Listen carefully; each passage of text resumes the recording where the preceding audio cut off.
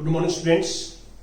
आज हम 10+1 में जो टॉपिक स्टार्ट करेंगे, चैप्टर स्टार्ट करेंगे, chapter 9 sequences and series.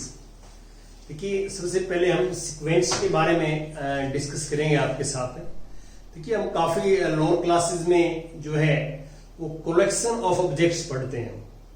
Collection of objects का मीनिंग यहाँ पे ये है कि जैसे हम काउंटिंग करते हैं तो काउंटिंग को ऐसे लिखते हैं हम, जैसे 1, 2, 3, 4, 5 चलता रहेगा। ये और ये क्या है कि नेचुरल नंबर्स हैं जो आप लोअर क्लासेस से पढ़ रहे हैं, तो इनको हम ऐसे लिखते हैं। तो ये एक पैटर्न है, लिखने का एक तरीका है, और इसी पैटर्न को हम सीक्वेंस बोलते हैं। सीक्वेंस बोलते हैं, सिस्टेमेटिकली जो है वो ढंग से हम ऑब्जेक्ट्स को लिखते हैं। तो कोमा लगा के लिखते हैं सीक्वेंस के अंदर हम। तो और भी बहुत सारे आप एग्जांपल्स ले सकते हैं, जैसे अल्फाबेट्स हैं तो उनको हम ऐसे लिख सकते हैं A B C D E। ये हमारे पास जो है अल्फाबेट्स है। तो आप इसमें क्लियर देख सकते हैं कि यहाँ पे जो लास्ट अल्फाबेट्स है वो Z आ जाएगा, Z के बाद नहीं होगा, लेकिन ऊपर जो नंबर आप देख रहे हैं वो कंटिन्यू चलते रहेंगे। उसमें हम लास्ट नंबर नहीं लिख सकते। जो फर्स्ट जो मैंने सीक्वेंस लिखी है, ये सीक्वेंस है, उसमें हम लास्ट नंबर नहीं लिख सकते कि लास्ट नंबर क्या होगा। और लेकिन यहाँ पे जो है अल्फाबेट्स में लास्ट जो है वो Z है। तो ये सीक्वेंस होती है जिसमें हम इनको हम टर्म बोलते हैं।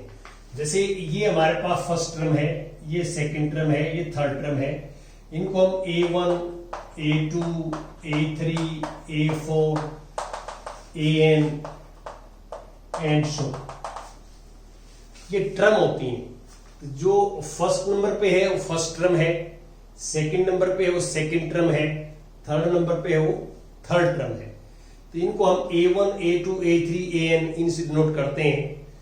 और जैसे अब आता है हमारे पास जो सीक्वेंस है वो फाइनाइट सीक्वेंस भी हो सकती है और इनफाइनाइट सीक्वेंस भी हो सकती है।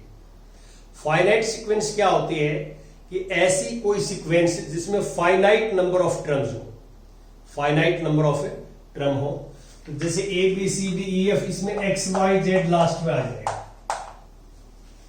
Z के बाद, क्योंकि ये इंग्लिश अल्फाबेट्स लिखे मैंने, तो इंग्लिश अल्फाबेट्स में लास्ट में Z आ जाएगा, Z के आगे कुछ नहीं आएगा इसमें। तो ये फाइनाइट सीक्वेंस है क्योंकि इसमें फाइनाइट नंबर ऑफ टर्म्स हैं। और इनफाइनाइट जो है सीक्वेंस वो होती है जिसमें टर्म्स आर नॉट फाइनाइट। ऐसी सीक्वेंस है जिसमें टर्म जो है फाइनाइट ना हो, तो उसको हम इनफाइनाइट सीक्वेंस बोलते हैं। जैसे ये ऊपर वाला है, ये वाली सीक्वेंस, तो ऐसे हम लिखते जाएंगे तो ये आगे कंटिन्यू चलता जाएगा, तो ये कभी एंड नहीं होगा इसका। हम इसमें कितनी टर्म है ये काउंट नहीं कर सकते। तो ये इनफाइनाइट सीक्वेंस है। क्या है ये? इनफाइनाइट सीक्वेंस है। तो अब हम बात करते हैं सीरीज की। सीरीज क्या होती है? जैसे इस सीक्वेंस को हम ऐसे लिखते हैं 1 + 2 + 3 + 4 + 5 + 6। ये दोनों में आपको डिफरेंस समझ में आ रहा होगा कि क्या जो है डिफरेंस है लिखने में। तो इसको हम सीरीज बोलते हैं। सीरीज में और सीक्वेंस में यही फर्क है कि सीक्वेंस में दो टर्म के बीच में कोमा आता है, जो है टू टर्म्स के जो है मिड में कोमा यूज करते हैं हम। और जो सीरीज होती है उसमें दो टर्म के बीच में प्लस या माइनस भी आ सकता है और प्लस भी आ सकता है। और जैसे और में 1 - 2 + 3 - 4 + 5 - 6 + 8। ये भी हमारे पास एक जो है सीरीज है। तो सीरीज में दो टर्म्स के बीच में या प्लस आएगा या माइनस आएगा, इन दो में से एक साइन आएगा, तो इसको हम सीरीज बोलेंगे। और इसको ऐसे लिख सकते हैं नीचे वाले को, जैसे इसको लिखना हमने, ये A + B + C + D + E, और ऐसे कंटिन्यू करके, ठीक है। और ये हमारे पास मान लो इसको सीरीज को लिखना हो, ये A1 + A2 + A3 + A4 + AN + चलता रहेगा। इसकी जो एब्रीविएशन है तो कॉम्पैक्ट फॉर्म में, शॉर्ट फॉर्म में ये लिखते हैं sigma i equal to 1 to n और ए आई। तो ये सिंबल जो होता है, ये सिंबल, ये सिग्मा का होता है, या इसको समेशन भी बोलते हैं, समेशन सिग्मा या समेशन,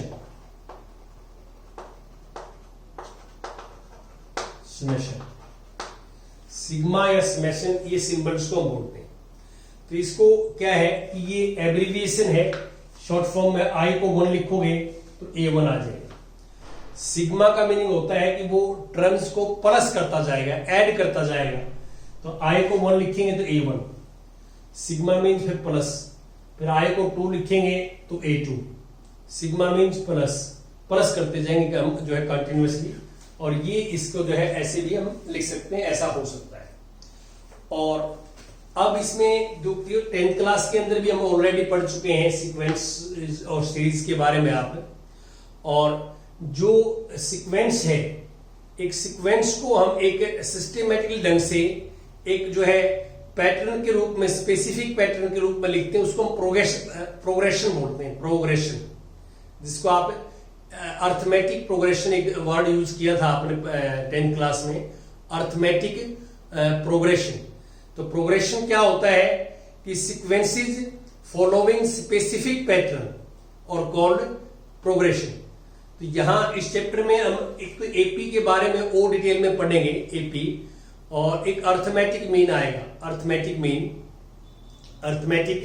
मीन के बारे में पढ़ेंगे हम, और ज्योमेट्रिक प्रोग्रेशन, जीपी के बारे में पढ़ेंगे। एक नई सीक्वेंस हमारे सामने आएगी, जीपी। तो इस तरह की चीजें ज्योमेट्रिक मीन के बारे में पढ़ेंगे। और जो है हम sum of first n natural number, sum of squares of first n natural number, sum of cubes of first n natural number, इस टाइप के हम जो है इसके अंदर जो स्टडी करेंगे। और नेक्स्ट जो हमारे पास ये 10th में पढ़ाते थे आपको, जो nth टर्म होती है उसको हम जनरल टर्म बोलते हैं, जनरल टर्म। तो जनरल टर्म इसको इसलिए बोलते हैं कि इससे हम कोई भी टर्म फाइंड आउट कर सकते हैं।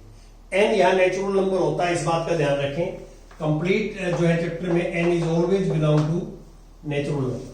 तो आप n की वैल्यू इसके अंदर 1 पुट करेंगे तो we get first term, n equal to 2 put करेंगे तो we get second term, n equal to 3 put करेंगे तो वी गेट थर्ड टर्म। तो जनरल टर्म का मीनिंग ये होता है कि हम सीक्वेंस की कोई भी टर्म इससे फाइंड आउट कर सकते हैं। अब मैं कुछ जो है, ये सिग्मा जो है वो ग्रीक लैंग्वेज का ये लेटर है सिग्मा, और इसको कैपिटल सिग्मा बोलते हैं, कैपिटल सिग्मा। स्मॉल सिग्मा का सिंबल अलग होता है, ये कैपिटल सिग्मा का सिंबल है। और अब मैं आगे कंटिन्यू करता हूं, जैसे एग्जांपल नंबर 1, फर्स्ट एग्जांपल पे बात करता हूं। एग्जांपल नंबर 1 में क्या है, फर्स्ट एग्जांपल में write the first 3 term in each of the following sequences defined by the following। हमारे पास जो है, मैं सेकंड पार्ट ले लेता हूं, चलो फर्स्ट पार्ट आप कर रहे हैं। nth term is this, an equal to n minus 3 divide by 4, ये है। और हमने यहाँ पे फर्स्ट 3 टर्म फाइंड आउट करनी है, फर्स्ट 3 टर्म। तो ये एक जनरल टर्म आपको गिवन है, तो आपने जनरल टर्म से तो आप कोई भी टर्म फाइंड आउट कर सकते हैं। यहाँ पे आप n को 1 पुट करेंगे, पुट n इक्वल टू 1, तो फर्स्ट टर्म a1 आ जाएगा। तो n को 1 पुट करेंगे, 1 माइनस 3 बाई 4, तो minus 2 by 4 minus 1 by 2, minus 1 by 2। n को 2 पुट करेंगे 2, तो n को 2 पुट करेंगे तो a2, n को 2 पुट करेंगे 2 माइनस 3 बाई 4 माइनस 1 बाई 4, और n को 3 पुट करेंगे, n को 3, तो ये a3, तो 3 माइनस 3 बाई 4, ये 0 आ जाए। ठीक है, तो आप क्लियर देख सकते हैं, first second and third term, 3 term हमारे सामने हैं। और यहां से आप देखोगे first 3 terms a1 minus 1 by 2 है, और A2 -1/4 है और ये 0 है। ये हमारे पास फर्स्ट 3 क्रम आ जाएंगी इस सीक्वेंस की जो हमने लिखेंगे। ऐसे करना है। अब इसके बाद एग्जाम्पल नंबर 2, सेकेंड एग्जाम्पल इस पे हम डिस्कस करेंगे।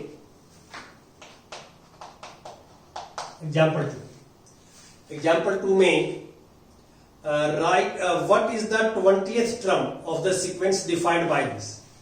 देखिए हमारे पास जो nth टर्म है, nth term is n-1 into 2 - n into 3 + n।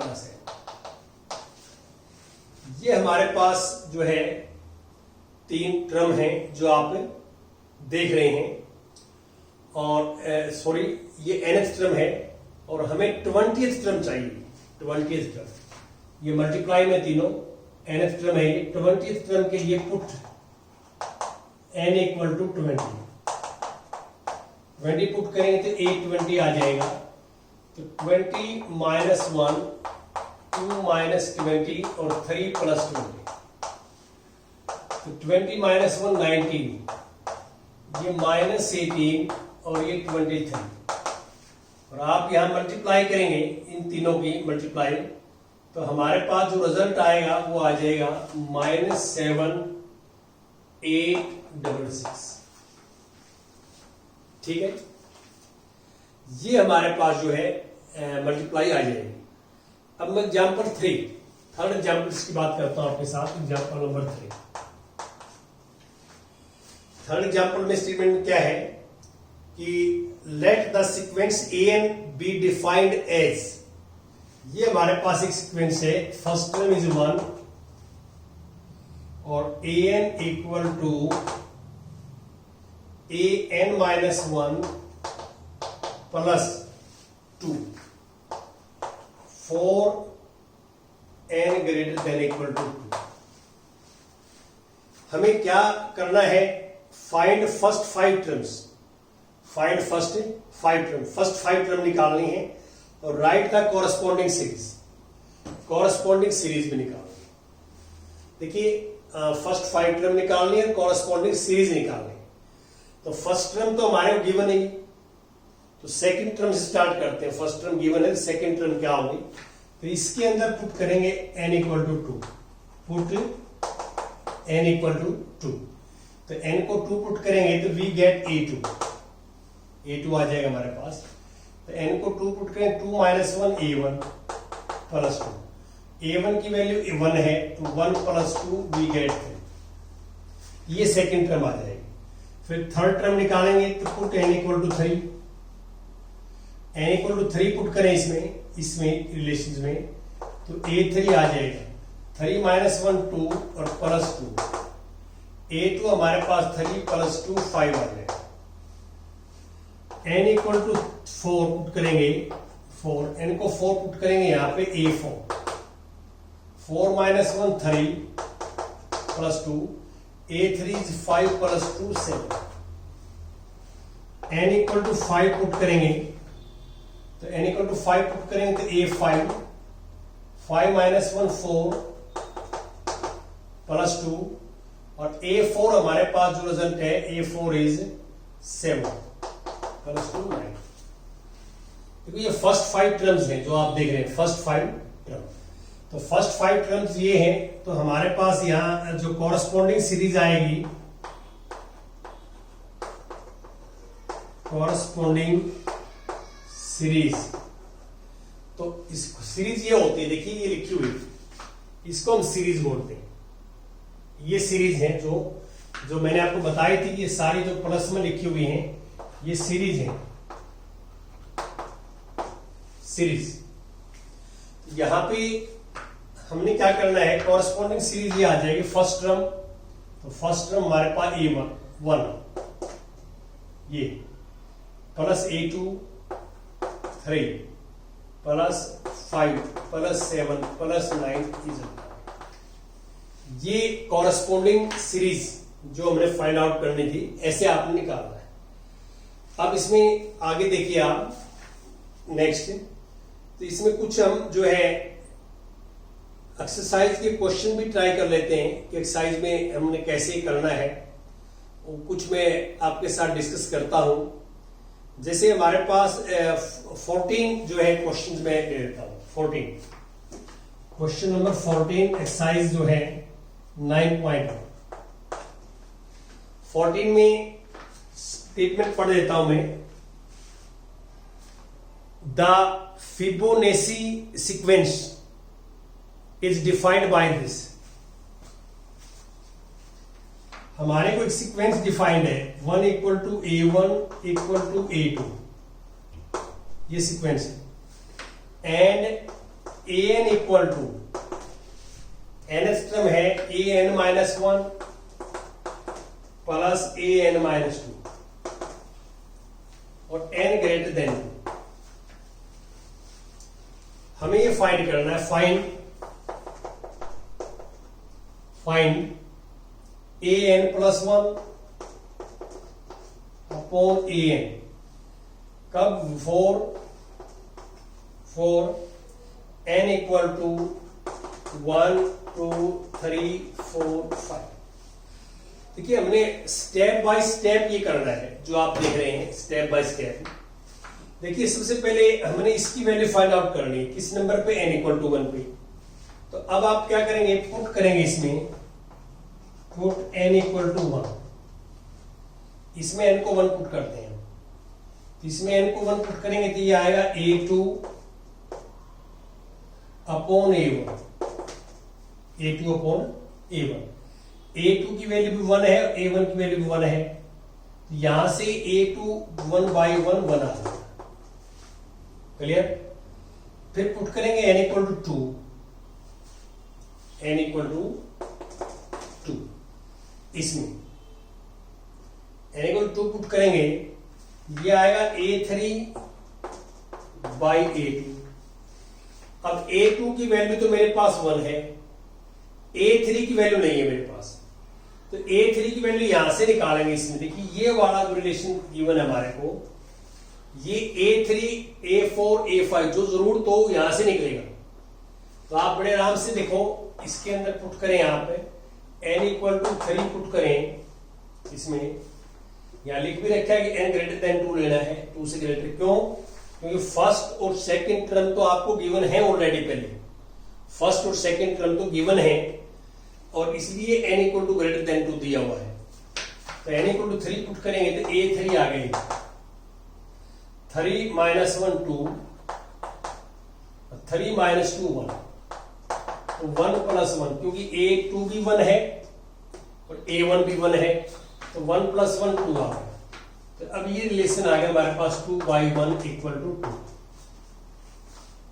अब हम n को क्या लिखेंगे? n को यहाँ 4 लिखेंगे, क्योंकि यहाँ अब 4 चाहिएगा हमारे को। अब n को हम 3 पुट करेंगे इसमें, पुट n इक्वल टू 3 इसमें जो हमें निकालना है। n को 3 पुट कर, 3 + 1 4, तो A4/A3 आएगा। A3 तो ये निकाल लिया मैंने, देखो 2 है, A4 नहीं है मेरे पास, तो A4 के लिए क्या है? इस रिलेशन में पुट कर दिया मैंने n को 4। इसमें n को 4 लिखेंगे तो A4 हो गए, n को 4 - 1 3 और n को 4 - 2 2। तो A3 की वैल्यू निकाल रखी है 2, और A1 1 आती है 3 आ जाएगा, तो ये 3 और A2 कितना है? A2 हमारे पास A3 हमारे पास 2 है, तो 3/2। तो ऐसे वैल्यू निकलेंगे इनकी। तो आप देखो इसके अंदर n की वैल्यू 1 2 3 4 5 तक ऐसे पुट करते रहेंगे, और जो हमें रिक्वायरमेंट है वो इससे निकालते रहेंगे। तो इसमें क्या है कि इसमें एक चीज आप नोट कर रहे हैं कि जैसे A4 निकाला, तो A4 में हमने A2 और A3 यूज किया, A3 निकाला तो A1 A2 यूज किया। तो अब हमने पिछली सारी टर्म निकालने पड़ेंगे, ठीक है? तो A5 के लिए A4 तक पहले निकालना पड़ेगा, A6 के लिए A5 तक पहले निकालना पड़ेगा। तो प्रीवियस टर्म आपको निकालनी पड़ेगी, प्रीवियस टर्म पिछली टर्म का यूज करके आपने नेक्स्ट टर्म निकालनी। तो यहां 2 तरीके से काम चल रहा है, एक इससे टर्म निकल रही है और एक जो रिजल्ट निकालना वो इससे निकल रहा है। तो इसको जो है आपने स्टेटमेंट इसको समझना है और ध्यान से करना है, थैंक यू वेरी मच।